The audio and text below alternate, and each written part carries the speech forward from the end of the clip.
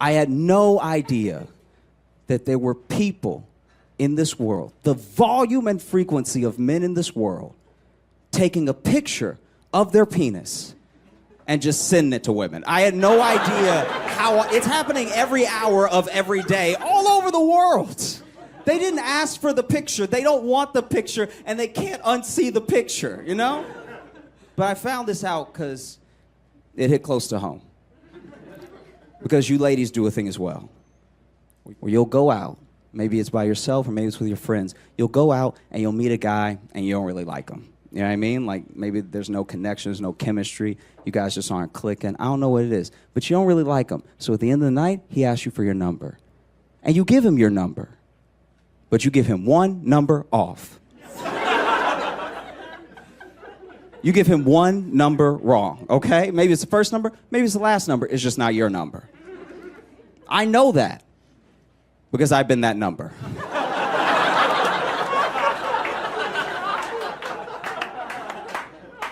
For a period of 6 months,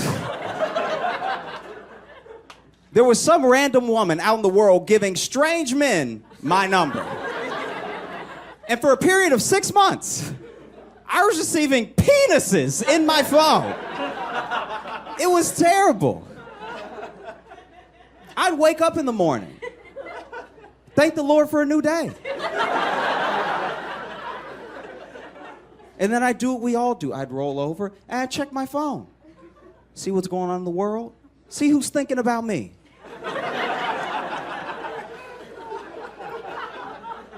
And there would be penises in my face. One of the most distressing things about this is that it wasn't even like, hey, what's up, it's Mark from last night, penis. It was just straight to the penis. Like, not even seeing it, who I am, you know? Not even seeing how my day is going. I lived in fear of my own phone. My phone would buzz and I would pray there weren't 2 penises in my pants.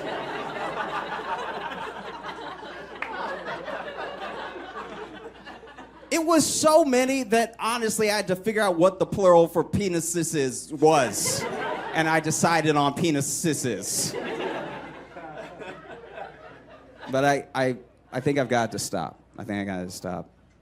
And this is actually a tip for you ladies if you want to use it. If you want men to stop sending you unsolicited pictures of their penis, all you need to do is what I did, which is send a picture of a penis back. They will not know what to do. They'll be terrified. No one is less prepared to receive a picture of a penis than a man that just sent a picture of a penis to what he thought was a woman. They'll be terrified. There's actually one where if you look at the text chain, it's just a picture of a penis, a picture of my penis, and then him going, Stephanie?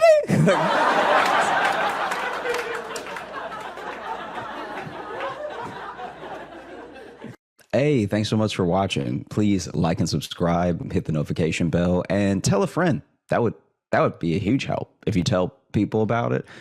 Sharing is great. There's like a share button, but if you tell people, they might click on it.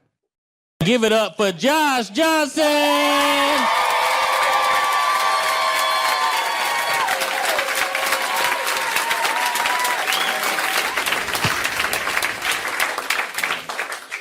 I don't know if y'all saw this demure thing that's taken off.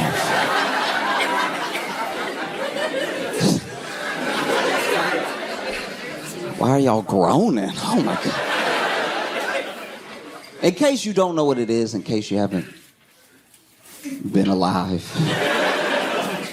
for the past couple weeks, demure is this one TikTok started this whole thing. It's not like a whole group of people. It's not like somebody super famous already said something. There's this one TikTok by this creator named Jules LeBron that was just sort of getting ready for work and said, you know, look at how I'm dressed. Very demure, very mindful. And demure and mindful have like really taken off. They've really become this big, big thing. People are talking about how I'm demure, I'm mindful and everything. People have made all these response TikToks to it and stuff. But basically, she was just saying like, you know, Look at how I'm dressed, keeping it chill, a little bit low key and everything. And by and large, everything that I've seen that's come from it has been pretty positive. I know I'm not on the whole internet, but like everything that I've seen is nice, which is kind of cool because usually when it comes to like TikTok as a movement or like challenges or like anything popular, it's usually not as positive. You know, most TikTok challenges or trends are mostly like, hey, y'all, watch me punch my grandma in the back of the head. It's usually something that causes harm to, you know, you or someone else for everyone's entertainment. And we watch all the time. It's like, hey, y'all, watch me while I call in this bomb threat to the Vatican. You know, like there was one thing, I don't even know, it got so bad that they would talk about TikTok trends happening that I don't even think were happening, but they were believable because all the stuff that really was happening. Like I'm pretty sure there was one where maybe I'm falling for like a trick, but I'm pretty sure there was one TikTok trend where people just kept blowing up the urinals at the boys' bathrooms in their high schools. And I was like, man, maybe they really are lost as a generation. You know what I mean? So then you see something like Demure, and it really kills the whole, you know, the sort of generational gaps that we have. It's hard to keep pushing them away when they're being all nice and stuff. No, you see these young Gen Alpha, Gen Z just being sweet. You almost don't know how to react. You know what I mean? It starts raining. Maybe you're a boomer, and then out of nowhere, you know, this young person comes up being very demure. Pops an umbrella right over your rainy head. You just standing there like, Fox News did not prepare me for this. I don't know what to do. Thank you, I guess. This is weird. You sure you don't want to punch me in the back of the head and film it or something? Like, no, it's just nice to see like a trend that's at least like feeling mildly positive as it spreads, you know? Because a lot of them start positive and then quickly turn. And I haven't seen this one turn yet because the whole definition of demure is like modest, shy. You know, mindfulness, obviously self-explanatory, being mindful and stuff. Because the other TikToks I've seen Jules make have also fascinated me because, you know, she'll do little stuff like she brought donuts to the hotel staff that took care of her at the end of her stay. And she was like, this is being demure. And I'm like, oh, okay, I guess we redefining it. I had no idea. I thought, that's cool. I'm saying because I'm happy about it, you know? And I think that's really awesome because for a long time, I didn't know if like a good trend could catch on. You know, we like deep down, whether you like it because you like it or you like it because you love to hate it, we like watching the bad stuff. Do you know what I mean? Like like Jackass would have never been a franchise if we didn't love the idea of a guy just standing there and then his friend running behind him and kicking him in the balls. Like that's, you know, we had Jackass when we were little, and that just spawned into like a different now everybody can do Jackass. Everybody was doing Jackass the whole time, by the way. It's just when we filmed it, it sort of just sat at home. Like they just became home movies. There wasn't an internet to push it out to the rest of the world with, you know? And so, I don't know. I mean, I hope for those that enjoy it, it continues. I hope it doesn't, you know, morph into a different thing, because I feel like the internet's very good at that. You know, the internet's very good at, like, taking something, because it's so decentralized, like taking something that starts out very good and then morphing it to a place where, you know, maybe 5 years from now, there's just a kid that runs up and punches his grandma in the back of the head and goes, "Demure!"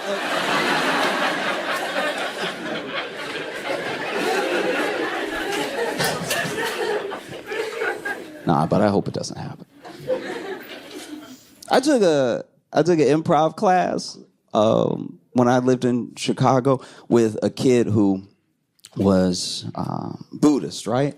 And he was Buddhist in a way that was very sincere. He wasn't like that. You know how sometimes when you go off to college or something and you meet someone who's like hardcore Buddhist, but they're like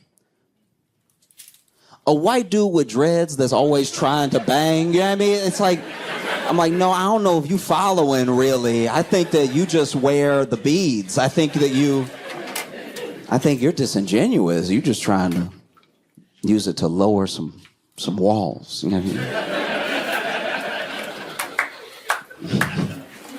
How could I be bad? I summered into bed. You know what I mean? Kind of has those vibes. But my friend who I met is the person that truly fascinated me, because he was someone who had a lot of joy and a sincere joy. Not like, you know how there are people that you meet sometimes that are full of joy, but you can tell the joy is because everything's going right now. It's very circumstantial joy, right? It's like lottery winning joy, where it's like, guys, of course. He had a nice joy that wasn't swayed one way or the other by like little things happening, you know? Because the circumstantial joy I'm talking about, it gets knocked over with a feather, right? That same person that's so joyful one day, you see them the next day, they're like, get the hell out of my way! Like, it's... And that's also normal. That's part of being human, right? Like, it's not normal to be happy all the time. If someone is, watch them. Do you know what I mean? Like, if somebody's happy all the time, they need to be on a list. They're hiding something, right? But he had a very, very sweet and sincere joy that was calm, kind of quiet, a little bit to himself, but happy to talk to anybody, happy to engage with anybody and everything. And I think that because of who he was as a person, it sort of fascinated me what his philosophy was for life, because he didn't teach Buddhism, and he didn't think of Buddhism as a religion. He thought of it more as a sort of philosophy, right? It was his answer to the psychology of his mind. And we were talking one day, because I was just sort of asking him how he came to it and everything, because he was white. And regular haircut though, like regular haircut. Like, but you know, we were just chatting, and he was explaining, at least to the best of his understanding, the four noble truths to me, right? Because the first noble truth is that there is suffering in the world. And that's an undeniable thing, you know? We all suffer in different ways for different amounts of time, you know? Some suffering is physical. Like when you wake up in the night and you're thirsty. And you swear you know you're home. But you're walking in the dark because you don't want to wake yourself up too much with the light. And you don't sleep with shoes on.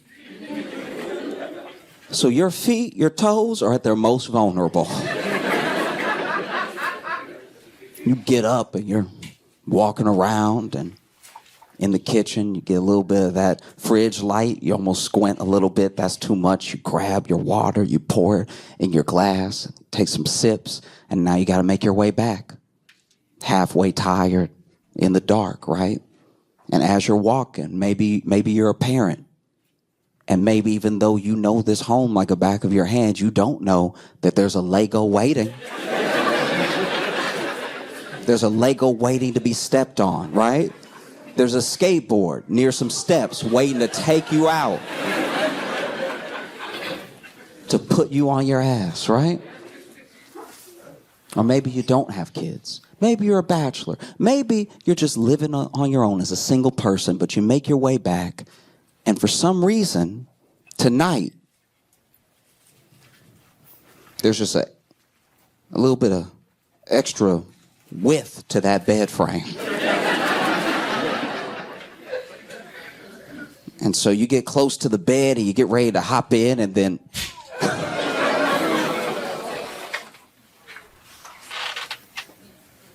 and so you suffer. You know? But a lot of suffering isn't physical. A lot of suffering, you know, genuinely is coming from a mental place. You either suffer in what you think is going to be the future, or you suffer over the past as it happened. You know, those things that happen that are very, very embarrassing. Maybe you hold on to a mistake that you made too tight. In your mind's eye, it's the only thing that you can focus on. And most of the time, you can shut it out. It's probably whatever you're thinking about right now. But most of the day, you're pretty good at shutting it out. But then you have a quiet moment, like in the shower. And while you're in the shower, your brain just goes, remember that time? You remember that time that everybody was like, wouldn't it be fun if we jumped in the pool, and then you just jumped in the pool, but then the other person was like, oh, I was never going to jump in the pool.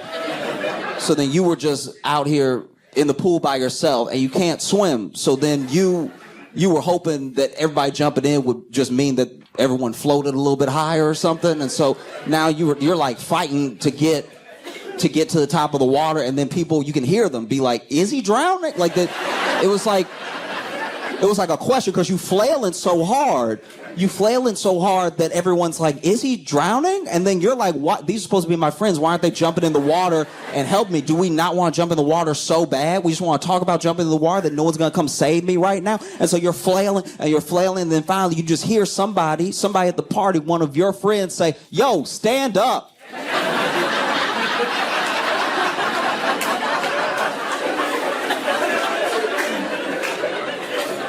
And then you realize you were on the shallow end of the pool.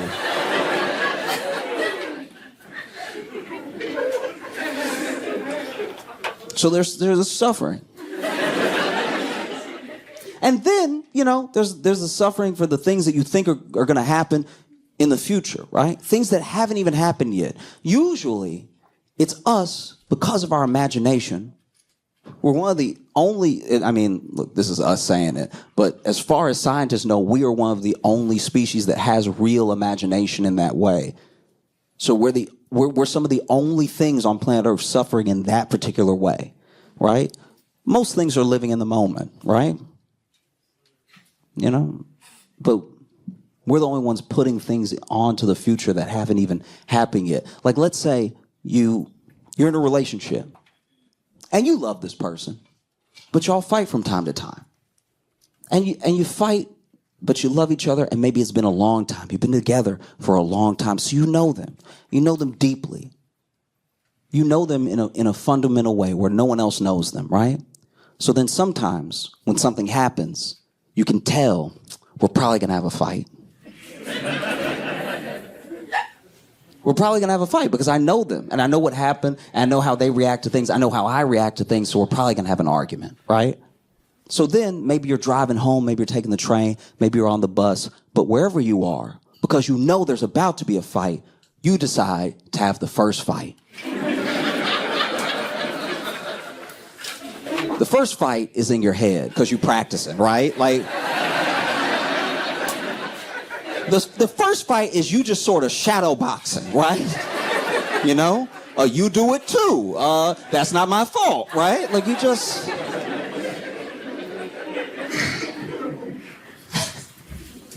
And so the first fight, maybe things don't go so well. Maybe the first fight, because you have to imagine the whole thing, you imagine them reacting a little harsher than they might even react. Because you don't know, because you haven't been there yet. It's in the future. It hasn't happened. You have to make this thing up. But now you're suffering because you're imagining that they said something to you that was a bit too far. And they always do this. And I can't stand when you do this, right? You always, in my head, take things too far before I have the conversation with you, right? And so you get home and you already mad. You already pissed off because in your mind, you lost the first fight, right? So now when we have the first fight, I'm remembering the first fight. So now I got to get my get back from losing that first fight because they had such good logic in my head when I was fighting them before that I came ready. I'm already ready to plug up all the holes in my own argument, right? And so then, you start fighting, and then you start the fight by being like, why are you yelling? And then you realize you're yelling, and you're like, why am I yelling right now? And it's because you had a fight already. You had suffering you didn't even need to have. There was no reason, right?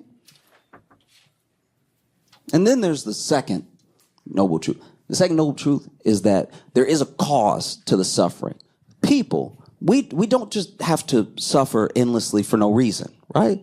There is a cause. This is where the concept of karma comes from and everything, because if you understand the suffering and you understand the cause, you can end it. Right? It can be over, you know? Like I have a friend who I love very much. And he has a lot of love to give, but he keeps, because he can't understand the cause, he keeps getting his heart broken. Because he keeps, okay. He keeps getting his heart broken because he keeps trying. It's got to sound however it sounds, but he keeps trying to save young ladies who do not like him, but do enjoy dinner, right? Do you know what I mean? Like at a certain amount of dates, I'm like, yeah, dog, I think if she liked you, she would call you sometimes. Like you know, because he's a lover, but it's I don't know if he's thinking about why he keeps feeling this way. And if it keeps happening, if the same thing keeps happening with different people who don't know each other, maybe there's a cause. And maybe the cause is something you're doing. Maybe the suffering can end. Maybe. Or maybe he's just real good at paying for dinner. I have no idea, but it seems like when I talk to him, like, hey, it doesn't have to be like this, right? And then there's a third noble truth. Third noble truth is that you can end the suffering. It can't, it doesn't have to go forever, right? Like the second one is that there's a cause, and the third one is that there will be an end, right? It doesn't have to go on forever. You can release yourself out of this sort of cycle. And then the fourth one is that there's a path. There's a path for you, a way to end the suffering, right? Which I think is great. I think that there's an answer at the end. There's a lot of things, there's a lot of religions out there that just tell you, like, it's pretty bad. And it will get worse.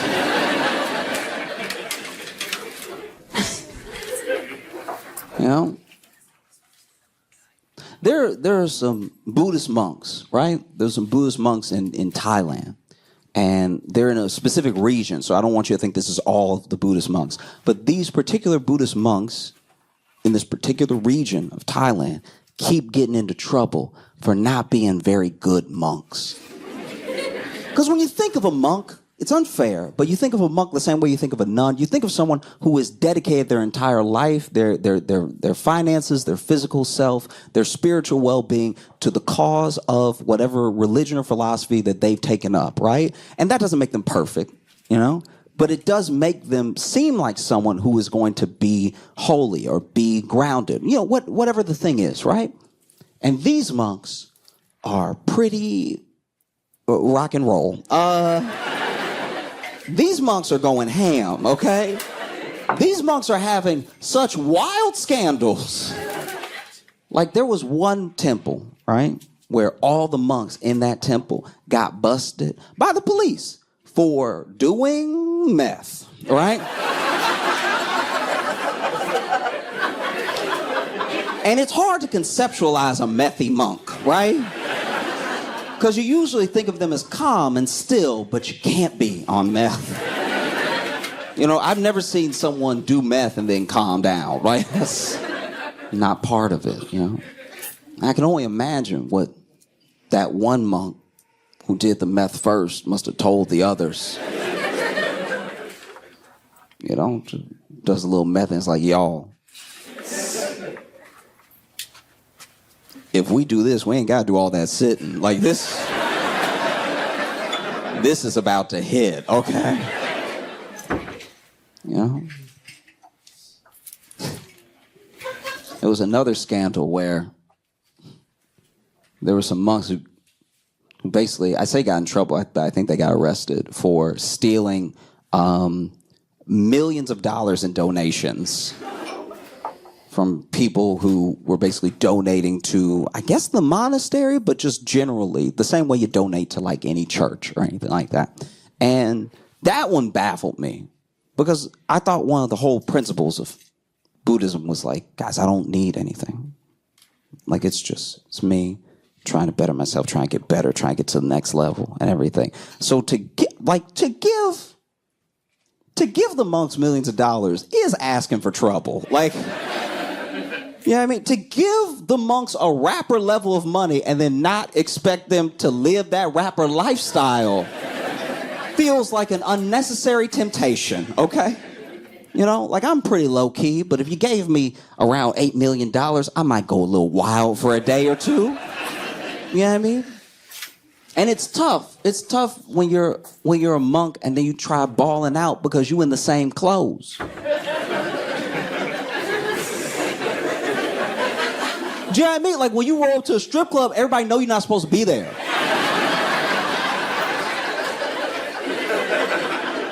Like, you throwing it up and making it rain, and then everybody's like, where's it even coming from? Does the robe have pockets? You know? There have even been some monks that got in trouble for straight up violence, right? Which is terrible and terrifying. But I will say, as a monk, if somebody messing with you, you do kind of have the element of surprise. Because they're sure nothing's gonna happen, right? Like, you just poking a monk and poking a monk and poking a monk, and then they just hit you with that bladao. You know? And I guess it's just wild that for such I'll call it a religion or a lifestyle just for the sake of the argument, but like for such a calm, peaceful, to yourself religion of bringing yourself to the best level that you can, building an understanding of yourself and the people around you, and trying to spread good in the world. It's wild to me that this section of Buddhist monks in Thailand, all they really need is Jules LeBron to teach them how to be demure, to teach them how to be mindful, you know what I mean? Can you imagine that? You imagine this. There's a monk that's just throwing out money at the strip club and everything, and then Jules is like, not demure, not mindful.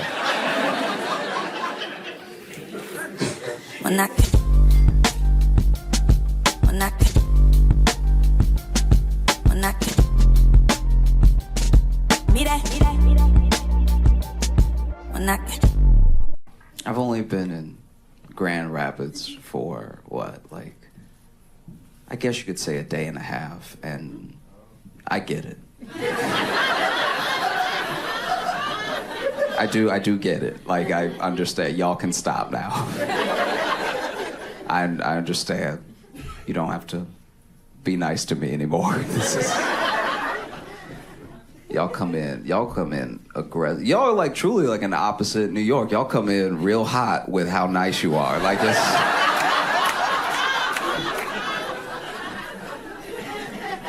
in a way that's like, look, it's functional. Y'all clearly have a society here. It is good. But is it not exhausting to just be trying to help?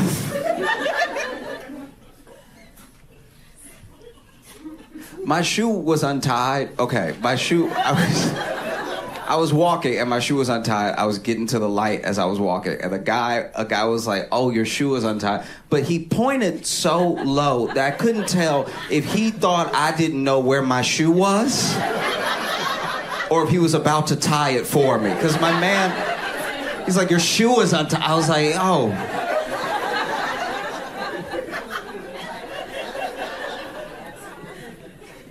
Because I feel like I'm nice. I feel like I'm a generally nice person. So I don't really get why y'all trying to outdo me at every time. I'm like one of the nicest people in New York, and then I come here and I'm like, yeah, y'all win. This is genuinely a lot. I appreciate it, though. It's nice to get a break. It's nice to get a break from, like, eye contact leading to a fight. One time I was on the bus. A lot of my stories that are in New York start on the train or bus because my life is not going as well as I'd like. Very few things I tell you about will be in a car. I was on the bus and I was just sitting there and I think I was on my phone or something. And I just casually looked up. I don't even know why I looked up. There was no noise, there was no anything, but I just casually looked up and there was one dude across from me already looking at me. So I look up and our eyes meet. And he goes, "What'd you say?" I'm like, there's no way. There's no way you thought I said anything.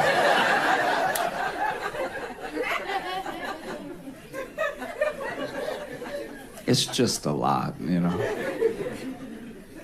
Like, I've been there for years now. I've been here for, day and a half. And it just, okay. Like, y'all won't even let somebody be lost.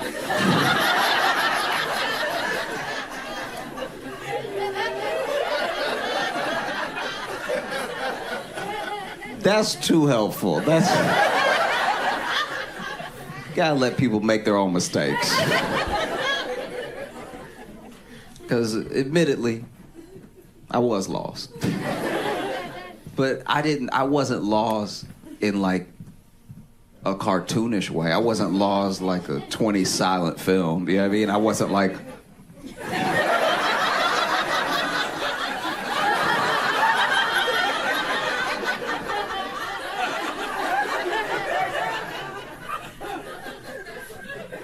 I just looked down at my phone and looked up and looked down at my phone. And when I looked up again, there was just a guy there. And he wasn't just there. He was like, "Can I help you?" And I was like, "Does this dude work at Grand Rapids?"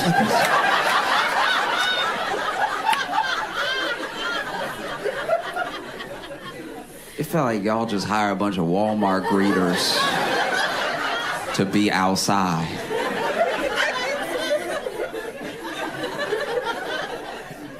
Because it's just unsettling, you know? And so I'm clearly lost, you know? If I'm lost from this far away, then I just admit it. And I'm just like, "Oh yeah, I'm trying to get over here." And he's like, "Oh, it's right around the corner. I'll show you."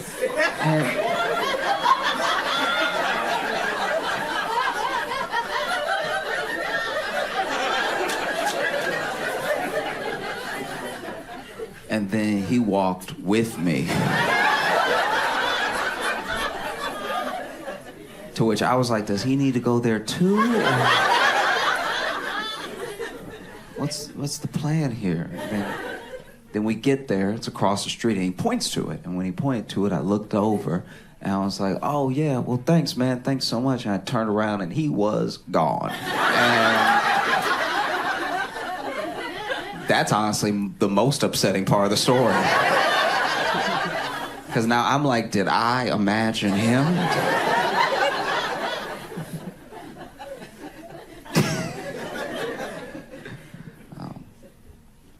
Because I don't know, I've lived in New York for years now. And I love living in New York, but I think this is going to sound like an ironic thing to say, but I think I love living in New York because I'm not infatuated with the idea of New York, right? New York has a long, beautiful history. There's a place where there's a lot of opportunity and everything, but it's also going to be a little dirty. There's a lot of crime. There's a lot of people. You're going to get pushed around a lot as people go about their... It's just a place on earth, you know? I'm not so excited to be there. Because some people are. You've seen some people move to a place like New York and they're like, "Oh my God, it's happening. I'm in New York City." And you're like, chill that, all right? You gonna get robbed. They're like, "But we're in Times Square. It's all happening." It's like, they gonna get both of us. Because you over here acting brand new, all right?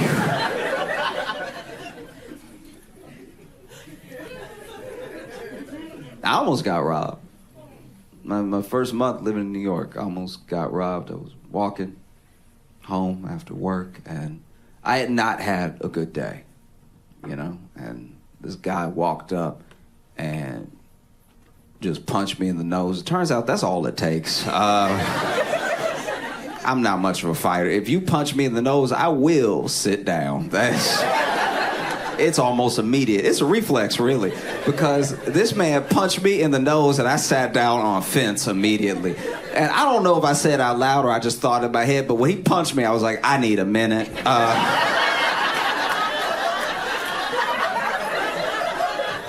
And it didn't help that when he punched me in the nose, I grabbed my nose like the daintiest way possible. Like all fingers were out. This is the most Victorian way to try to stop a nosebleed. This is devastating. I didn't even know this is what I do in that situation. I was just sort of put there, and then this is how I reacted. You know what I mean? So I'm over here clenching my nose as hard as I can.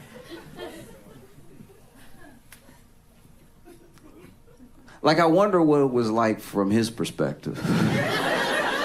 Like, if he punched me in the nose and then immediately saw me grab it like this, it was like, did he already have a nosebleed coming? Like, how did he...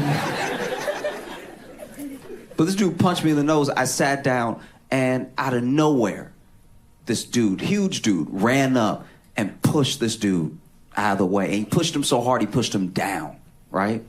And so he slammed to the ground. He looked up. He saw that big dude. He must have thought we were friends. And so he took off. But I'm sitting there wondering if I look like such an easy target that somebody saw me getting robbed and was like, I could do better.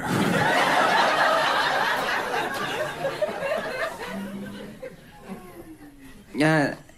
And it's funny because I was not having a good day at all. I was new to New York. I didn't have a lot of friends. I didn't have a good day at work. I didn't like the place that I was staying. And I feel like a pretty positive person, but everything was happening all at once to make me feel like just in a rut. Like, I try to wake up, be optimistic and everything, but the day it beat me down. I was just like, I remember I was thinking before this guy walked up to me when I was just walking home, I was thinking, this is the worst. This is like the worst, you know? And I was never thinking of like going back to Chicago or anything, but I was like, this is just the worst. And then I got punched in the nose and I sat down and I was like, this is worse. You really shouldn't tempt fate with superlatives. This is way worse. Because at the time, I didn't have that many of my uniforms, so if I bled on my uniform, I would just look freshly punched at work tomorrow. And I remember this big dude standing over me, right? And he's like, hey, are you okay? Are you all right? And I was like, yeah, I think I'm gonna be fine. Oh, thank goodness you were here. And he was like, yeah, man, I just can't believe that. Like, I was just at the right place, the right time. I mean, honestly, I'm a little shooken up. That's never happened to me before. I've been able to, like, help somebody like that. And I was like, yes, thank goodness you were here. He would have been very upset. I only have $6. My man is towering over me. And he's just like, yeah, I've just never been in a situation where I could just help somebody out of nowhere. Because honestly, I haven't always made the best decisions in life. And in my head, I'm like, yeah, he about to rob me. I gave up the game too quickly, and he has now realized he could be $6 richer. And he's just standing over me. He's like, you know, it just feels like the universe put me here in this moment to help you, brought us together. You know, sometimes that happens. In fact, have you heard the good word of the god Oxnif? The god Oxnif of the planet Mars? And I was sitting there like, this is worse.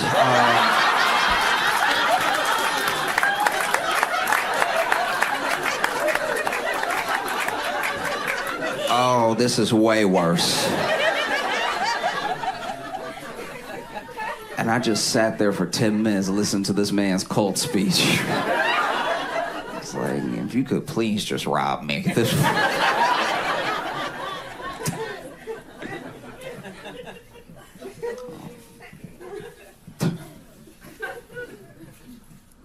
Because there's a lot going on in New York. There's a lot of crime. There's crime to the point that the governor saw fit to dispatch 1,000 National Guard to the subway to combat the crime, combat the violence and stuff. And as someone who lives in New York, I'm not gonna lie to you, I have not seen one of them this entire time. I feel like they went down to the subway, they looked around, they were like, forget this. I haven't seen a scratch of camo since I've been down there. Because I've been looking for them too. Sometimes something will happen, I'm like,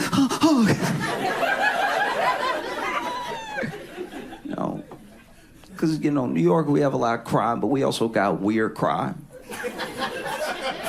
We got some of the weirdest crimes you can imagine. A dude in the Bronx got robbed with a cowbell.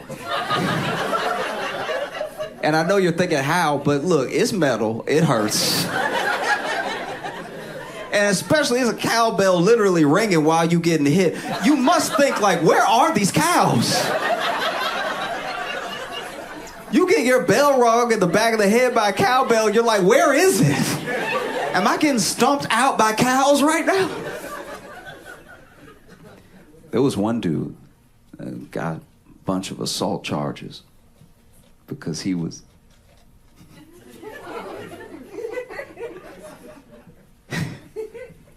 he was throwing marbles in front of anybody that walked in front of him. That is a genuinely hilarious crime. It's one of the funniest assaults you'll ever hear about. Because at first, when I first heard about it, I was like, these YouTubers are getting out of control. All right, somebody needs to rein them in. It wasn't even that. This kid did not have a camera. He was just being the change he wanted to see in the world. He was out here throwing the bar. People,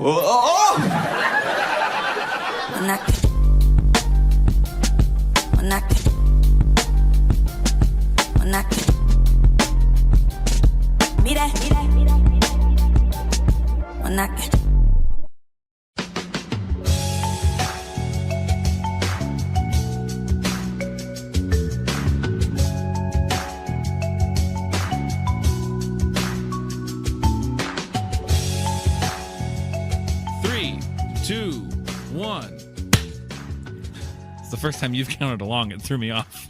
My bad. That's okay. I just almost forgot how to count for a second because you were also counting. Welcome to the Josh Johnson Show. I'm Josh Johnson, joined by my co-host, fellow stand-up comedian Logan Nielsen. Logan, how you doing, buddy? Oh, I'm still here. We're doing all right. What's up, man? How are you? Okay.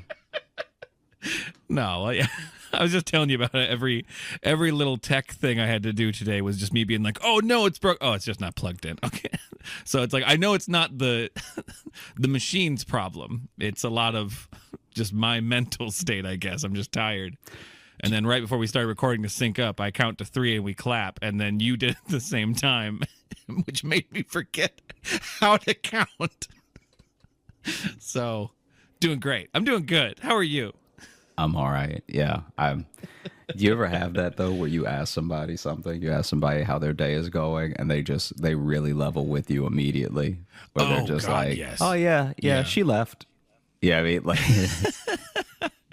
yes, I have several friends who are like that. Where they're just like, well, life's terrible, but here we are. I'm like, okay, you can't just say fine. I don't even Just say terrible. I don't even get into it with people to the point where I'm like, oh, life's not good or something. I'm literally just like, we'll tell you what's going on with the day. Yeah.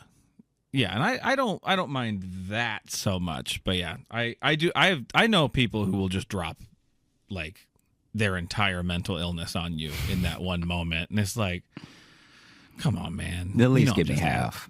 Yeah. I'm just asking to ask.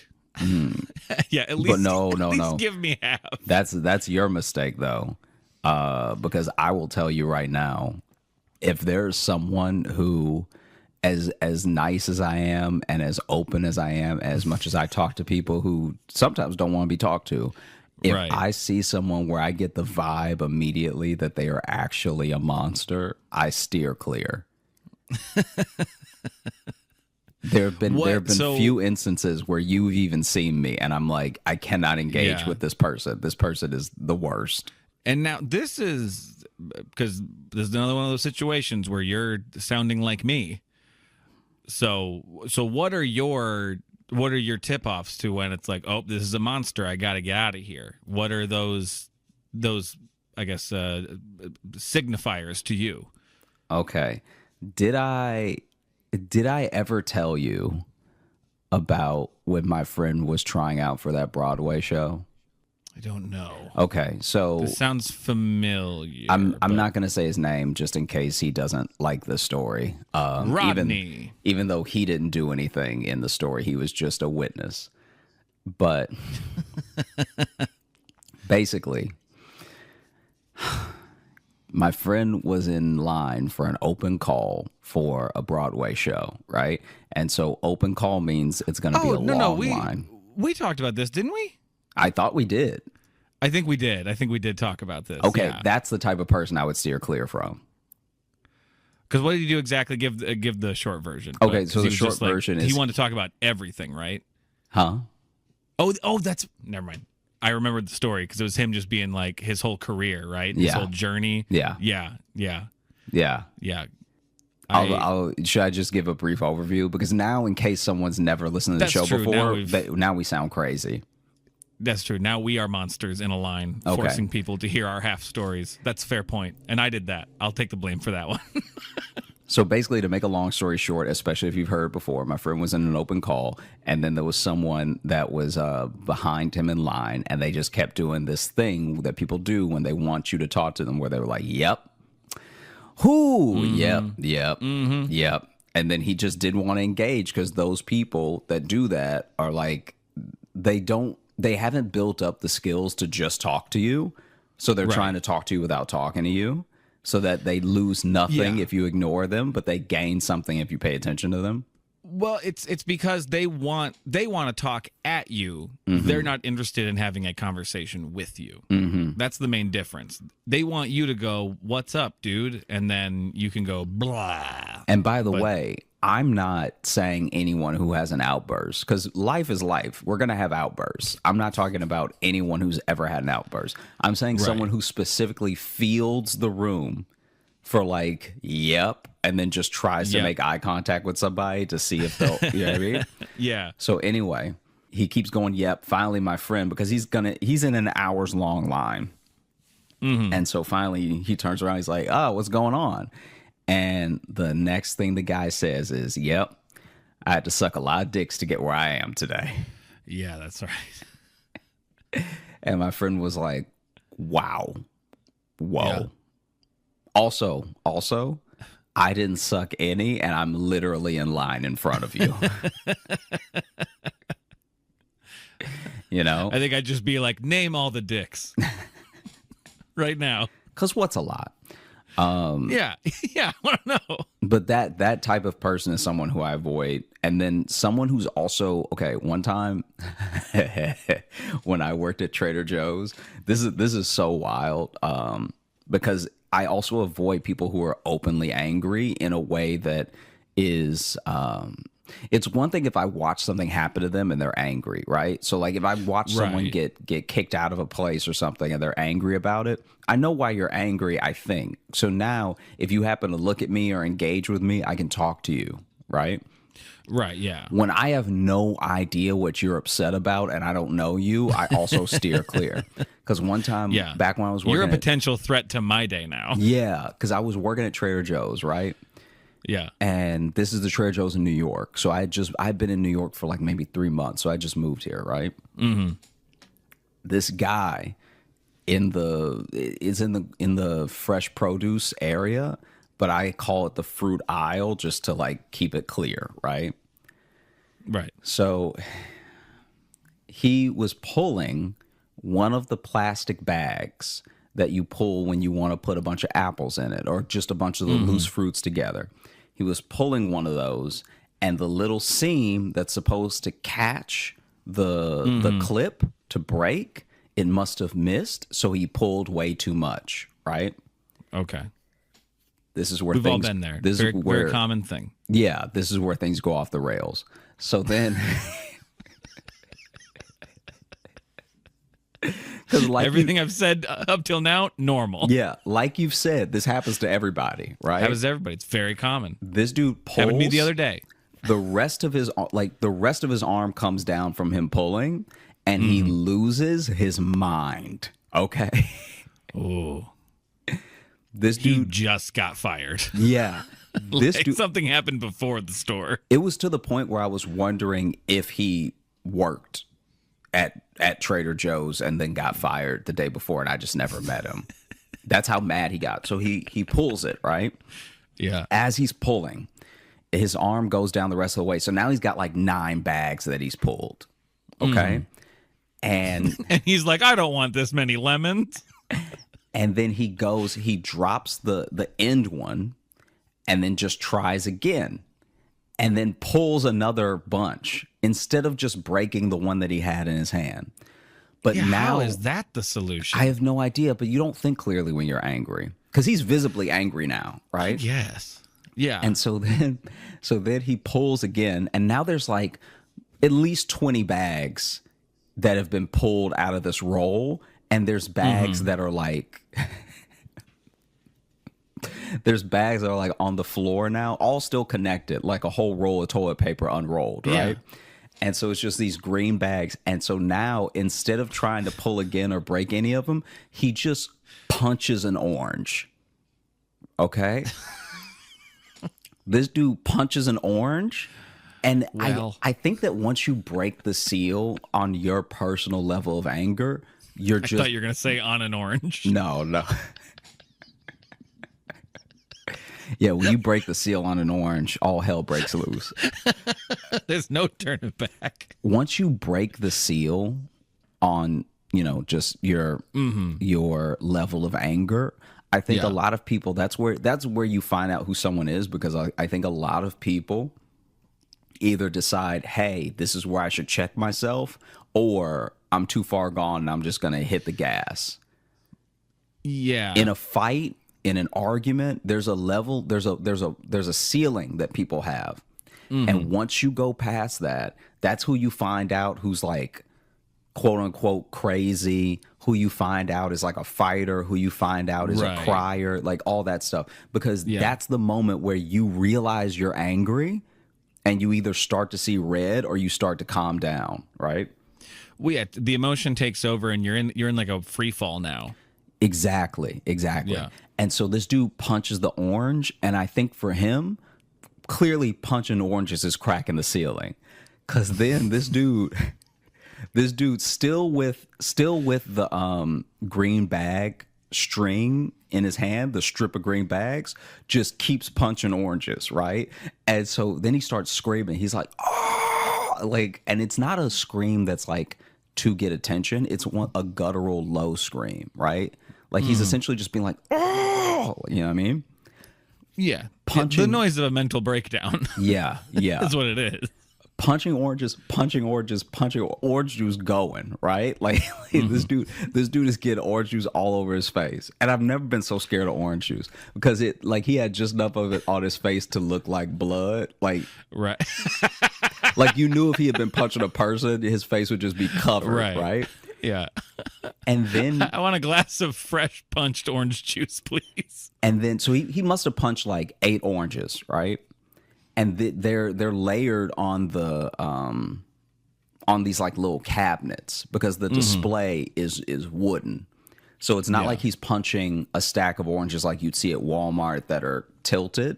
He's punching like a stack of oranges that are on this wooden cabinet, Yeah. And that's why he's making so much juice, is because there's nowhere for the oranges to go. There's no escape for these oranges. There's no escape for these oranges. So anyway, after he punches the 8th orange, he tries to storm off.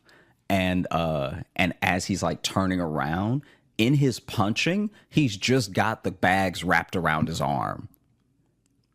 So now he tries to walk away, and he's just pulling more rolled bags like toilet paper. Oh no. And that dude walked out of the store with Yeah. like maybe 100 bags trailing him. That's all you can do, I think. You can't finish shopping. You can't just. That dude left sticky. Yeah. I was gonna say now he's sticky and covered in plastic. But yeah, you can't do that and then just look down at your list, cross off oranges, and then move on to the next thing. It'd be so funny if he didn't want oranges, he just want plums, but then bow, bow, bow, bow. Like, and I get it too. When you're angry, you don't think clearly. You just get frustrated. But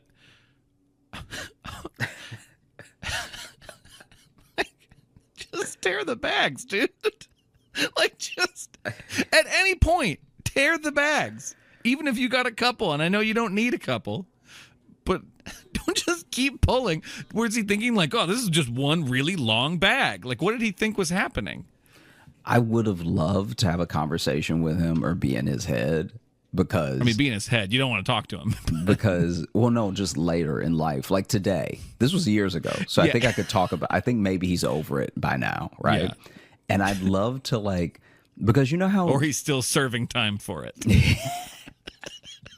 Yeah, I'd hate to be the person who ran into him on the street and just be like, "Hey, buddy, are you all right?" And he just starts swinging, right? You can't tell why his punches are so tasty, you know?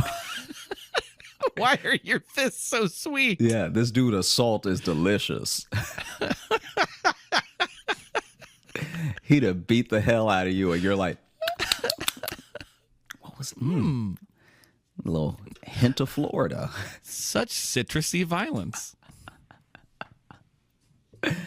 I can tell I'm being hurt, but I think I'm also getting vitamins. Yeah. At least this dude smells good, right? Yeah, he punched a cold right out of me. Emergency be damned. And so I just wonder if in his head, because you know how sometimes when you're mad about something, and especially if you spiral, right? Like I've had conversations with friends and family who get upset about something and they just start listing what else they're upset about as if the two things have anything to do with each other, right? Mm-hmm. And I would love if in the middle, like he had a breakup and in the middle of his head, he was just like thinking and like trying to get a plum or an orange or, you know, whatever he needed. And then he pulled and they were all connected. They didn't tear for him. And he was like, she's up to it again. She's up to it again. He tries to pull again. And then he just starts swinging at oranges. Yeah. I mean, because, you know, I haven't been to that level, but, you know, I've had my times of going through rough times. And it's one thing, and it's always an insignificant thing that will just break you, and then it does just become everything in your head of like, and then this, and then also this, and this, and there's nothing you can do. Mm-hmm. And so sometimes you gotta punch some fruit. Mm-hmm. You just gotta wreak havoc in a produce aisle. Mm-hmm. So I get it. I get where he's coming from. I've never done that specifically. Yeah, but what a tantrum to have. Because did anyone stop him, like even on the way out, or everyone was just like, just let him go? You never know. Yeah, sometimes, No, I'm with sometimes you. security, like, I'll get involved in this. You know. Yeah, I'll tell you in a second. But no one stopped him. Okay. Because it was also such a. What's that movie with that guy that just goes on a shooting spree? Suburban guy. It's like a classic. Oh, Falling Down, the Michael Douglas movie, Falling Down. It might be Falling Down, but it was A Something Man. It was A Something Man. A Something Man. Trying to think of who it was. When was it? Yeah. It was When like did a that movie come 90s out? movie. A Desperate Man, or I don't know. Maybe a Desperate Man. Anyway, he just had the that's the title I just vibes. made up, I think. He had the vibes of if you spoke to him. First of all, he had the vibes of someone who was coming back, and if you spoke to him, he would remember. That's why nobody stopped him. Yeah. Well, and I will say I said that and then realized I forgot, like, store security in New York is a lot different than around here. Yeah. Where, like, store security in New York is like they are just trying to get through their day. Yeah. Whereas around here, a lot of store security kind of act like they're cops. Yeah, And it's like, I could see that. All right. Especially All right, if you have buddy. to deal with very little at a time. I could see you, just for the sake of your own sanity, trying to involve yourself or trying to Oh, like. absolutely. I remember when I worked at Target in college, Mm-hmm. and there was a couple of young security guys, and every now and then they'd like pull me off a register to go tail somebody, like just to see if they're gonna steal some chips. Like it was, but then they were never actually good at stopping like the real people trying to actually like steal money from the store. They were never good at that, but they'd want you to go follow somebody around. So one of my favorite, this was leading into the thing I was saying. I'll tell you in a second. I have loved the security at almost every job that I've had because, especially in New York, security, like you said, they're just trying to get through their day. So they really don't even step in unless you are actively being stabbed, God no. right? And even then, they're trying to sneak up on the person because they don't get adequately equipped to handle what's happening, right? Not at all. They want to get through their day, have to write a few things down that they're supposed to write down, and then leave. And so They don't have these Paul Blart dreams. Yeah, like this is my thing. Okay. One of my favorites was when I was in Chicago, and remember I worked at the other grocery store, right? And we're calling it the other grocery store now.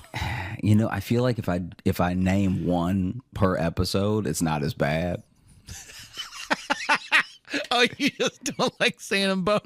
I don't like saying them both because they're under the same umbrella. Wait, are they owned by the same like parent company? Yeah. Oh, they are. Yeah. I did not know that. Yeah. So now I know that Trader Joe's and a mystery grocery store are owned by the same parent company. Anyway, when I worked there was this one time. This shouldn't be as funny to me as it is. So That could be the name of this fucking show. yeah, listeners, forgive me now. But there was a guy that was in the store wilding, right? Like truly wilding out. And as this dude was freaking out, somebody started screaming, like one of the customers started screaming, "Hey, go do something," because this dude is like, I don't even know how to describe it. He was truly just like freaking out. He wasn't even stealing because he was still in the store. Right. It's not stealing till you leave. And basically he starts like popping off, screaming at people, running around, everything, right? And the security, that the company that we worked with was a company that clearly must have just had some overall contract, because at every store it was the same uniform, right? And Well, they were a costume shop that had to pivot. yeah, there we go. Because No one's renting our uniforms anymore. everybody that they sent except for everybody that they sent except for one guy couldn't fight and looked like they couldn't fight, right? And so there was this woman who was clearly like in her 60s, and she was a little frail as well. And she was Working security? working security Oh. for the grocery store, right? And so Not saying that 6-year-old women aren't strong, but they shouldn't have to do that. they shouldn't have to be strong. They okay. shouldn't have to be strong for security. For security. Come on. Yeah. So then basically this dude's wilding out, and then and then it got to a point where customers were yelling at us and the security like, "Hey, do something." Like cuz it's like this person is clearly they're not even like having necessarily a violent outburst, but they are running around and screaming and like swinging. So they're not trying to hit anyone, but they're just like, they're not with us right now, right? Yeah. Is the best way they're to put it. elsewhere. They're fighting a war in Narnia. Yeah. And so They're not here. And so then everyone was screaming for, this person to do something, right? And so she like that's the moment. And it's funny because every single one of these guards that I worked with had a moment where I made eye contact with them and could tell they didn't want to be security anymore. Like dude, straight up, like everyone I'm about to describe to you, even the dude that could fight, I'm telling you right now, I've looked in their eyes while the thing was happening. And then when we made eye contact, they were like, I could have been doing anything else right now. And so then I should have stuck to painting. So then she gets off of, I think she might have been sitting on the counter or something, and then she's like goes to run to, I guess, do something about this, right? And I don't even know, I don't even know if they gave them anything. I don't think they had anything. I don't think they had pepper spray. They may have had a flashlight. Like, I really don't think they had anything on them to like. I think they usually just give them a walkie-talkie. I think is usually what. And so she goes to run, and as she goes to run, she steps on her own shoelaces, right? And so she stepped on her own shoelace. She fell, and she fell sideways, and so I know she hurt her hip, right? Of course. And so now we're at a stalemate because it's like you as an employee aren't supposed to do anything. That's why they hired the security, And in certain situations, especially if it calls for violence, you could get fired even if you were in the right. Yeah. And so now I'm really between a rock and a hard place because any minute, this dude's going to be over here. And in my head, I'm like, I know he's going to come to my register, right? I had already played out the scenario in my head. This dude was going to come to my register and he was going to slap me in my face, right? You're the magnet for this stuff, of course. And so I'm like, it's going to happen. And so I'm like, oh no, I'm really going to get hurt.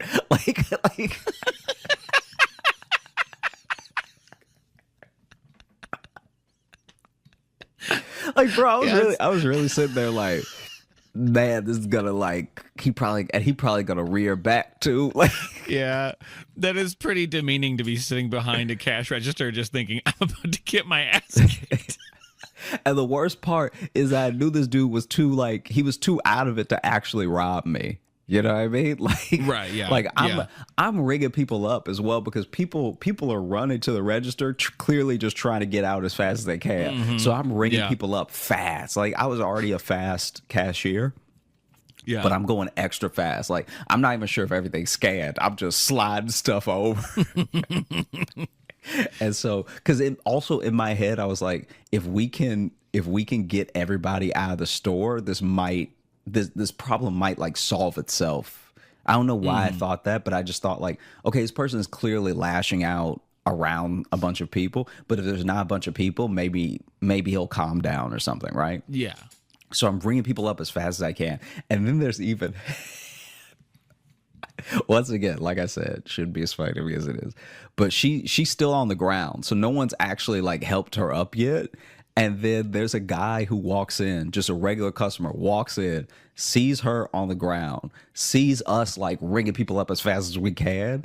And then I look over my shoulder at him and he just turned around and walked out. Oh, yeah, because that looks like a robbery. Yeah. It's 18 people that only want to rob for food. Yep. They knock down the security guard and they're paying with credit. Yeah, a weirdly violent but also cordial mob. Yeah. Is coming through here. And so I'm scanning as fast as I can, and then and this dude, I can hear him getting closer, and I don't know what aisle he's on, right? I don't know if he's 2 aisles down and he's really loud, or if he's 1 aisle down and less loud. But I can't see him, but I can hear him. And so did I already tell you about this, by the way? I don't think so. Oh, I don't remember okay. this one. And so then I'm like, I look over. That's how I know she's still on the ground. Because at first I thought I heard her fall, but I was too scared to like look behind me. I just started ringing people up fast, like. And then I turn my head and I see that she's falling, and she's like, she says, "Help me," and I'm like, "Oh no, we're doomed! Like we're actually doomed right now." That's your security. Your security fell down and she can't get up. And so then I'm ringing people up. I finish a transaction and I'm like looking at the customer, I'm looking at her, and then I jump up and I like help her up, and it's like definitely nothing heroic. I'm literally just helping her get back to her feet. I'm not like picking her up or anything. And you're helping her up to throw her to the lions too. hey, you got to do what you do to live, you know? You got the badge, lady. That's on you. And so then I run back over to the register. There's only one more customer. I close my gate as if that's going to do anything. Like, you know, like he'll get there and be like, "Oh, okay." You know the little gate they give you at the register? Yeah. So I close my little gate and I put the closed divider on. And then if I stand real still, he won't see me. Yeah. If nothing beeps, he won't move, right? And now I can hear a couple things falling, so I know he's getting close, right? And then this dude finally gets to the registers in general. Luckily, doesn't come near mine at all. Runs like knocks a bunch of people out of the way to run past them as they're checking out. Mm-hmm. Runs past the security guard. Does a cartwheel and is out. Hold on. Okay, sorry. Did you say he did a cartwheel and then he left? Yeah, this dude did a cart. So he was already pushing people out of the way to run out of the store, and then he did a cartwheel and then he left. Like my brain needed a second. Because honestly, once you said cartwheel, the whole sentence like fell apart in my brain. I'm like, there's no way he said he did a cartwheel and left. Dude, bro, when I tell you that this lady busted her hip for nothing. Well, sounds like she didn't stand a chance anyway. He was going to be flipping around her or something. Yeah. This man is trained. This dude did like a truly insane cartwheel. Yeah. And by the way, when he was like running past us screaming, he was not making sense. No. Like he was like hobble, hobble, hobble, whatever, right? But then cartwheel is a powerful exit. Yeah. Because it not only does it take some skill and athleticism, but it's so counter to what he was doing. I mean, is it though? He was running around apparently swinging his arms. But to see all that and then to see him do a cartwheel on the way out would just make me go like, huh. Like it goes from like, oh no, what's going to happen to be like, well, now that was interesting. It's a weird reset, kind of. Yeah. Yeah. It erases some of the crazy from before. Yeah. And that's the power of gymnastics, everybody. Wow. Yeah. Oh, it was wild. More people need to cartwheel after robbing places. I don't think he took anything. No, he did. He clearly didn't. Yeah. He did some damage. He definitely fucked up some cereal. Yeah, he definitely stole some time from the company because I was sweeping up knockoff Cheerios. But yeah. That's great. There was one dude that I made friends with that worked security there, and he would tell me he would actually, this was great. If I was closing, he was the best dude to have on the shift because he had figured out some sort of like loophole in his whole system of like, okay, this is what they would do.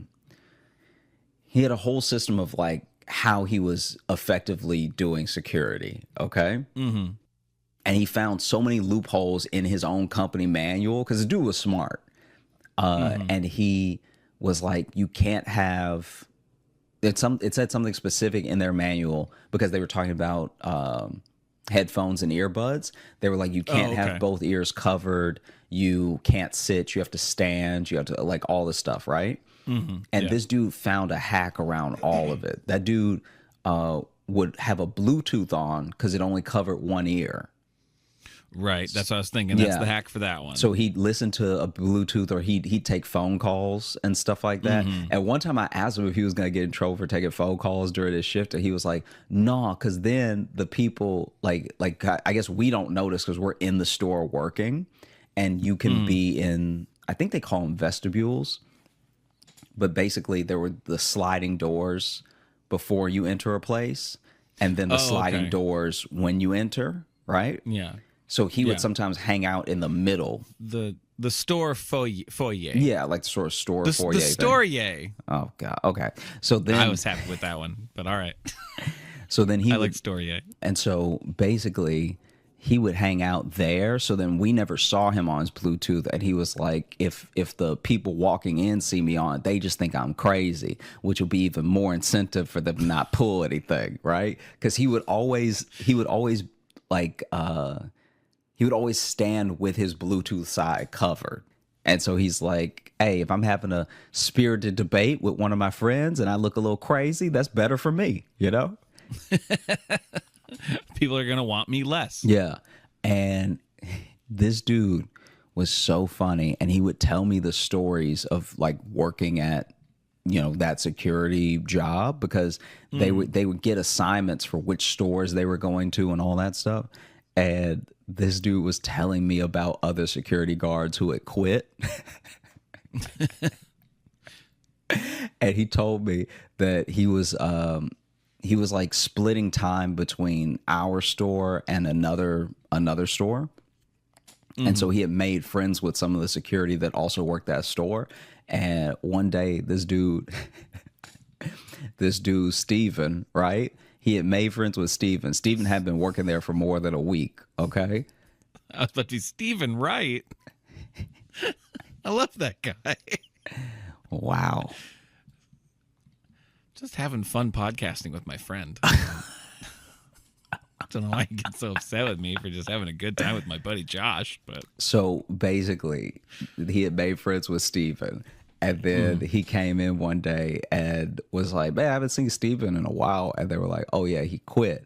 And he was asking like, oh, did he get in like a huff over his paycheck or whatever? Because it's like he seemed to have quit abruptly.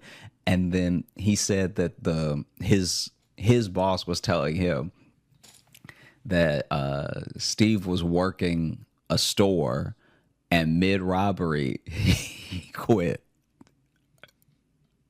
Mid-robbery? Yeah, so that they were getting robbed, right? And maybe, I don't know if the people hadn't seen him yet. I don't know what happened, but he was like, he walked off the job while the place was being robbed. When they needed security the most, he was like, not me. Like getting robbed at gunpoint? I don't know. They just said robbed.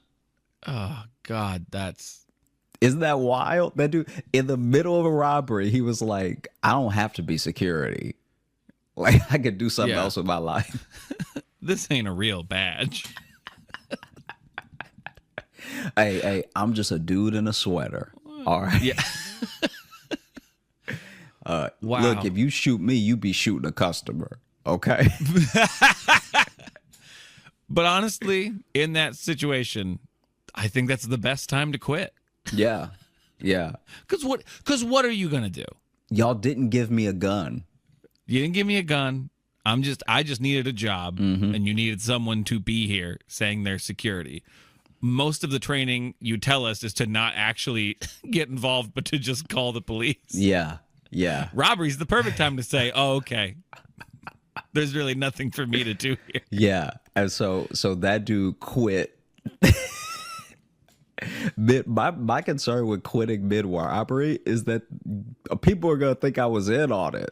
Like, oh, that's a good point. I hadn't considered that angle. Yeah, but everyone looks at the footage, and the second it starts, you leave. They're gonna be like, "Well, now that seems like an inside man." But clearly not. He's an outside man. As soon as somebody pulled a gun, that dude was gone. Oh, man. I think that's probably what cleared him, is that it was like, oh, yeah, he clearly left in fear. He ran so far away from the store.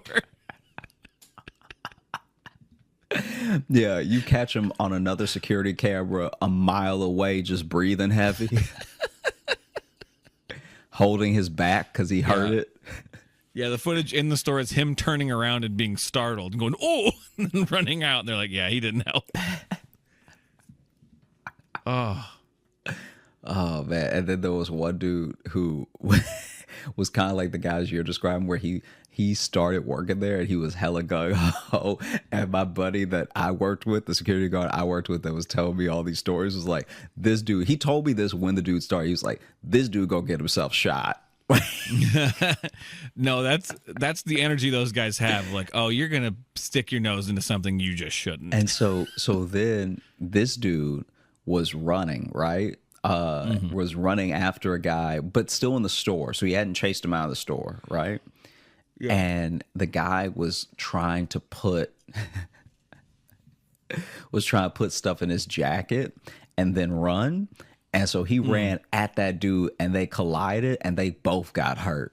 Like, yeah, because he went to tackle him and I think he thought he was going to have like a true football sack, right? Like, I think he thought he was going to lay this dude out. But clearly he didn't get the angle right, because then they both really just leaned into each other and tackled each other. Yeah. He thought he was going to do like a cool, like, you know, like Lethal Weapon, like hip toss as he's running by, you know, catch him, have him pinned down. You're under arrest, punk. But instead he was just in the way. Yeah. Instead, he needed time off because that dude hurt his collarbone.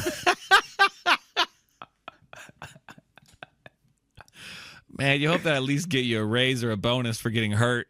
Yeah. Apparently, it was a bad tackle, because whenever stuff like this happens, at least this is what he was saying, when stuff like that happens, they pull the footage.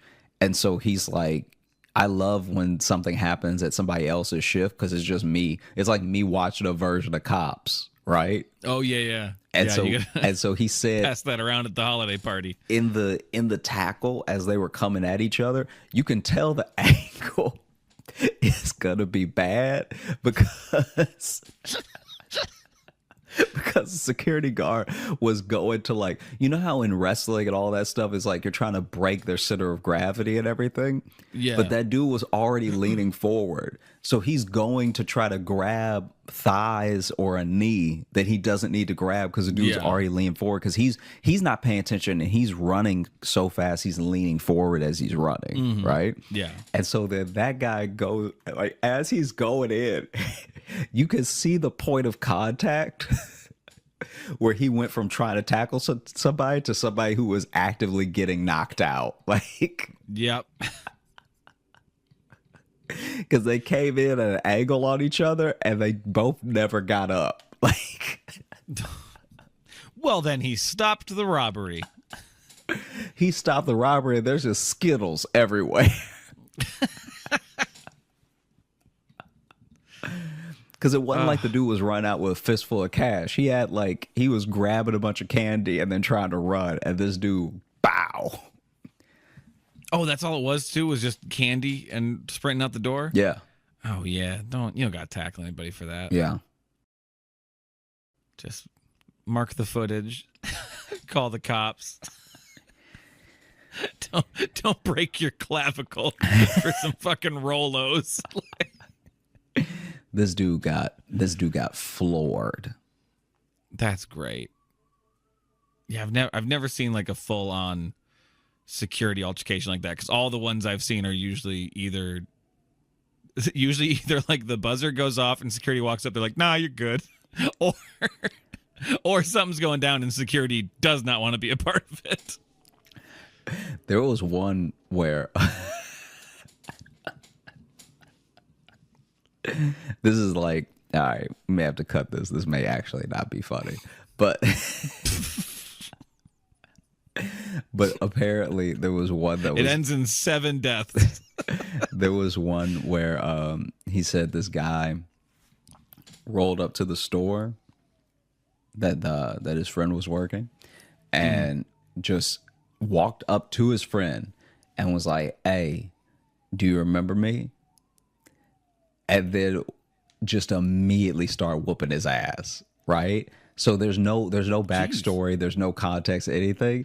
But he said he saw it because he was that dude's shift change, right? So then the security guards get a break, like we would get a break. But then that dude, his shift change was showing up, and his shift change was showing up. Obviously, like he's not gonna take his lunch right before. And so he said he walked in, and as he walked in was that dude trying to get away. So like as he walked in, this guy is being held from the back of his shirt by the guy who walked in and was like, "Do you remember me?" So he said when the doors opened and he was going into the store, he just saw his friend going, "Ah!"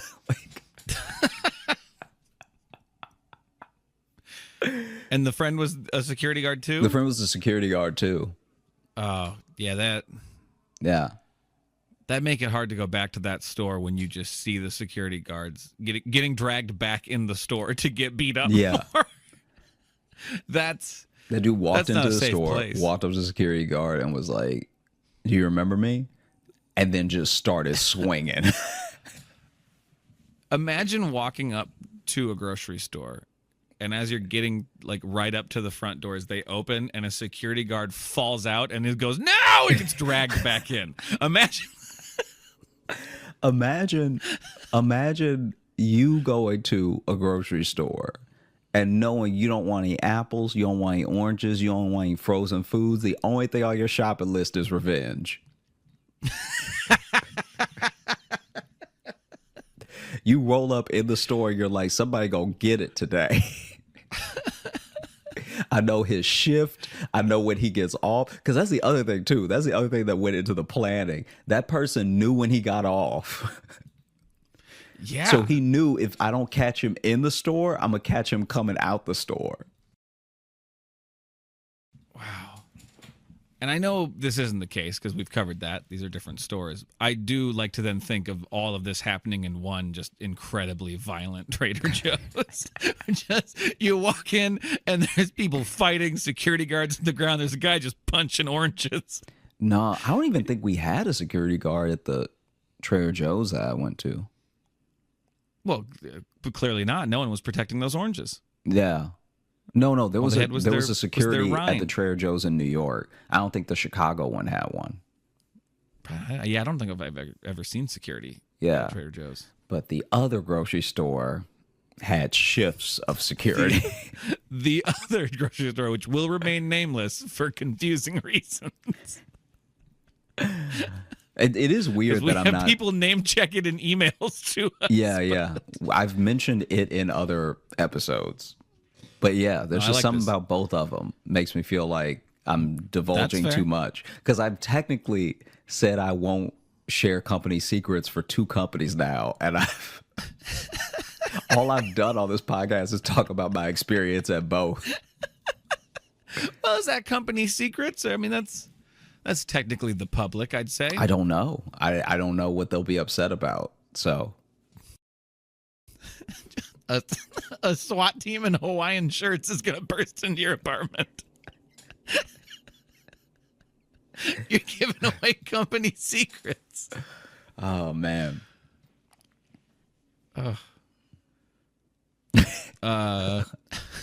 What? Oh no, just last little one. The guy that I told you about that could fight. I got to see him fight one time and that shit was fire. Okay. So Was it at a grocery store? yeah.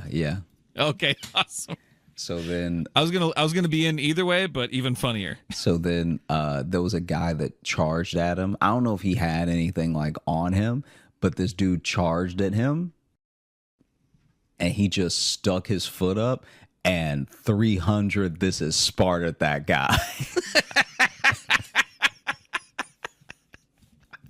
This dude charged at him, and he kicked that dude so hard, and when the dude fell, the only noise that dude was making, he went. Wait, I'm trying to do it without laughing. He went.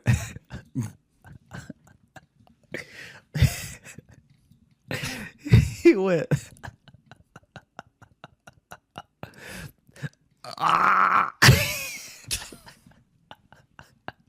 Because he got the wind knocked out of him, and then he hit the ground. And he just sat there for a second. So he was even making the noise when he sat back up. Because of course he made the noise on impact, but then he sat up, and while he was catching his breath, he was like, "Ugh." That's the best too, though, when someone who you know knows how to fight still does a very unpredictable move. Yeah.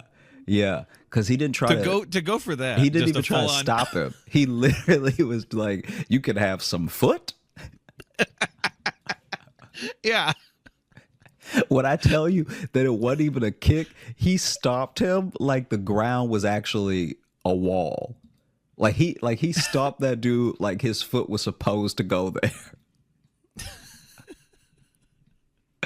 Yeah, he full on like Undertaker big booted him. Yeah, just put the foot up and stopped him. And that's not supposed to work in real life. And you know that there's at least a millisecond where he's reared back, but he's like, because I'm not a fighter, but I'm just saying that this is probably what was going through that person's mind. You're charging at someone, and then you see them take a slight stance on you. So you think maybe they're going to punch, maybe they're going to whatever. So you really dig your heels into running at them harder. And then you see their hips sort of switch. And then as their hips are switching, their foot comes up. There has to be at least a millisecond right before you get kicked where you realize you're going to get kicked and you can't stop yourself from running into the foot. Oh, for sure.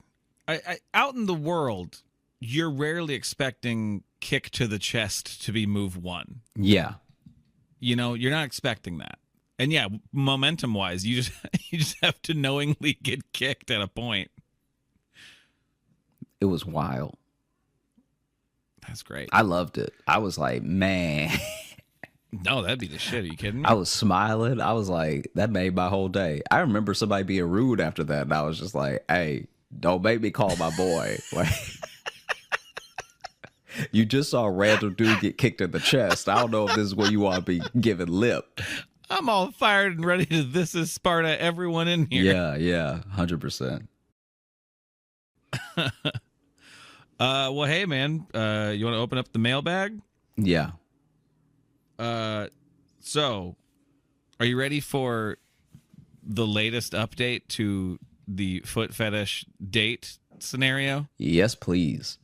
Okay, so quick recap previously on the Josh Johnson Show mailbag.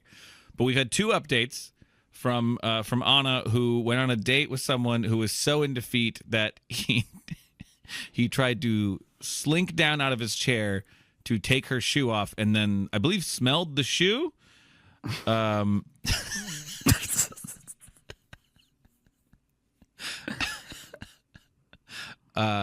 people noticed, and then I believe the follow-up update was that didn't he trip somebody, or I can't remember exactly what happened, but she ended up going on the date with the server from that, because she likes every email ends with Anna just saying like, oh, and then here's another new crazy story. Yeah. In a sentence, and that won't haunt you. Mm-hmm. So the last update was, I went on a date with the server who helped me out in that foot fetish date. And so we said, we got to know more about that. So this is the latest update. This is from episode 99. Hey guys, the snow cone story blew me away. Hilarious and cute. Avatar blue.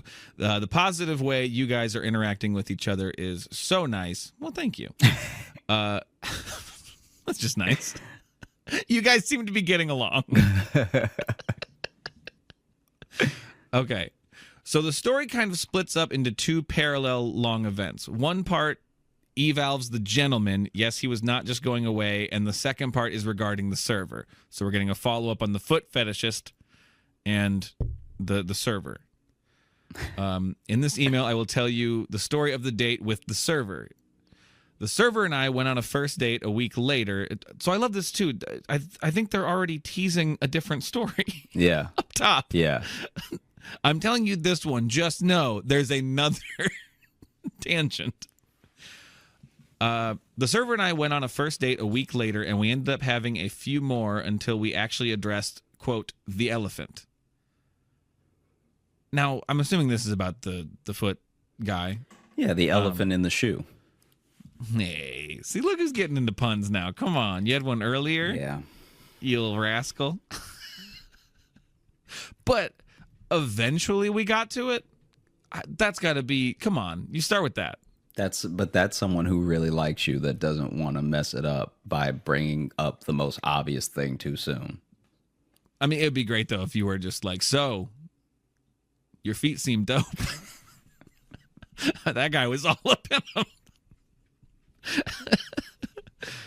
Seated at a completely different restaurant with a more relaxed atmosphere and dimmed light with window seats, the aura of calm assertiveness around this Idris Elba-looking man, yes, he was gorgeous, changes to be unsettled and eager. First off, marry him. I'm jealous. I want to be on a date with him.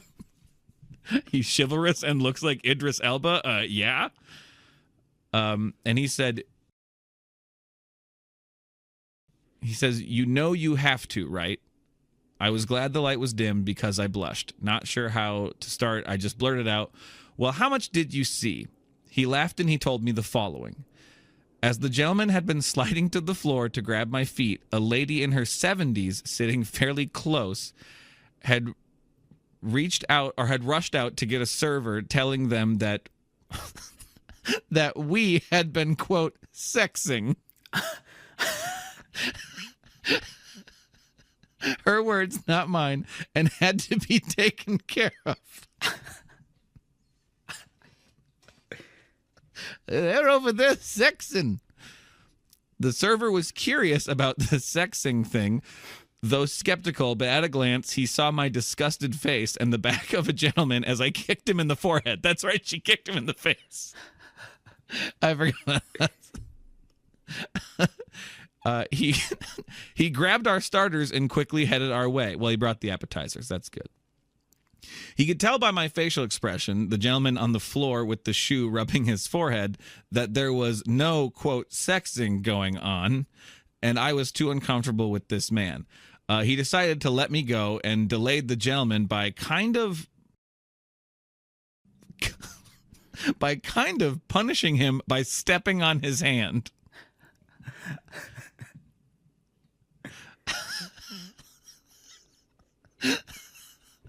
He's being punished by feet. He's being punished by the thing he loves now. Yeah. Yeah. I thanked him and apologized for the broken glasses. Well, he said, I got the money from that man, but what I didn't get was an explanation of why he was on the floor. He winked at me and continued. But the kid did. Parentheses, the son of the family sitting next to me and the gentleman. But that kid said that the gentleman really liked feet so much he had to sniff her shoe. So the kid gets it. Now the server is laughing so hard that he thrust his body backwards so forcefully that the chair is tipping backward, and as it reaches the wall behind him, it slowly slides down to the floor. Anna. Instinctively, I reached out and grabbed his wrist to prevent him from going down all the way to the floor. But by doing so, I, being a small woman, was pulled across the mid-sized table and landed on my tummy. Glass and utensils flew all over as I got the wind knocked out of me by the edge of the table. All the people seated next to us burst out laughing. What to do now? Not again. I'm blushing again, feeling ridiculous, small, and somewhat having flashbacks of the date with the gentleman. The seconds it took for the nice couple next to us to take pity on us and help us get up and be seated again seemed like forever. When everybody was settled, we both felt awkward, but laughed it off and decided to continue with the date. I mean, what else can go wrong, right? And then the next picture is just a burning building, is all it says. Turns out this guy's into hands. At this point, a woman comes up to us, lays a hand on the server's shoulder, and leans in towards his ear and whispers something I couldn't hear. Still chuckling, he says to the woman to bring in the wine, new glasses, and whatnot. To me, he says, "Feet, huh? I'm impressed by your kick."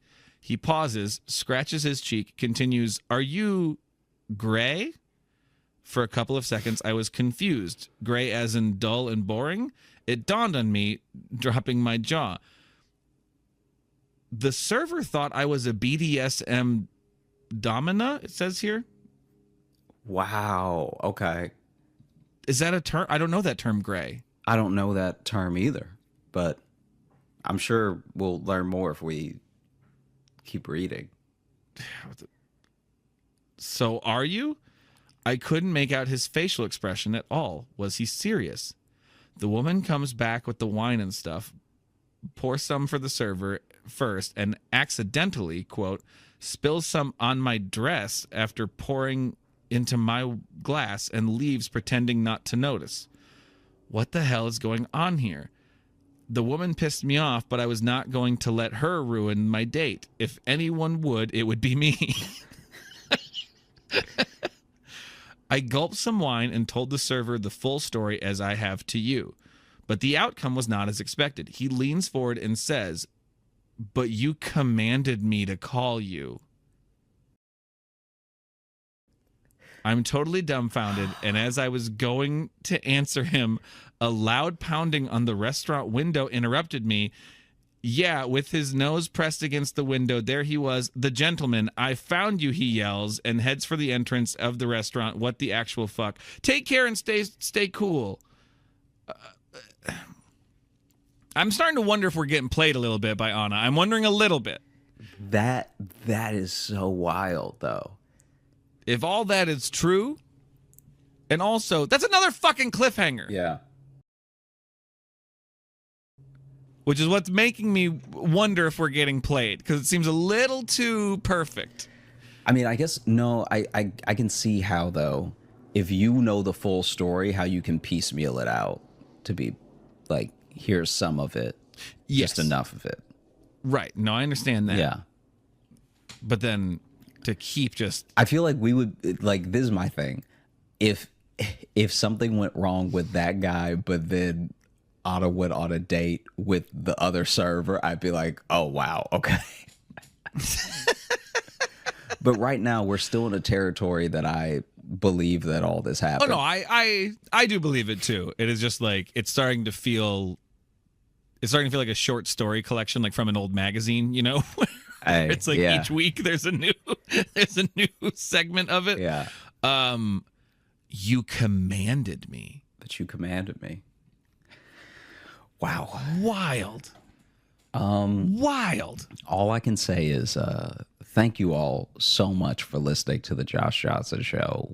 That's it. We're just ending on that. We That's had a how we're going. Great time recording. I hope you had a great time listening. If you are looking to catch dealing up with with so us much right on now. any of the socials, you can find me at Josh Johnson Comedy on Instagram, Just TikTok, one fetishist YouTube, to another in where a we're row. also going to be putting, clips on YouTube, and you can also find me on at Josh Johnson. And if you're looking for Logan, It means it was the kick that turned him on. It means he liked seeing that guy get kicked in the face. You can follow me on Instagram at Logan M. Nielsen. And if you want to get into the mailbag and just take up too much of my time connecting things with yarn on my wall, you can email us, joshjohnsonshow@gmail.com. You can also leave us a 5-star review on Apple Podcasts. We like to read those reviews on the show as well. And if you want some bonus content, like some bonus podcasts, some bonus video stuff, or not live replays, because that doesn't make sense, but replays of virtual live shows that we've done, you can go on over to our Patreon, patreon.com/Josh Johnson Show. And there's a bunch of silly stuff there. Anything else we need to plug? Richmond? Oh, Richmond, Virginia next week. We'll both be there. Minneapolis coming up in November. Check out all the links below, wherever. If you're listening, read that. The information it gives you, it's all in there. If you're on YouTube, look where I'm pointing. Down. It's down there. We command you.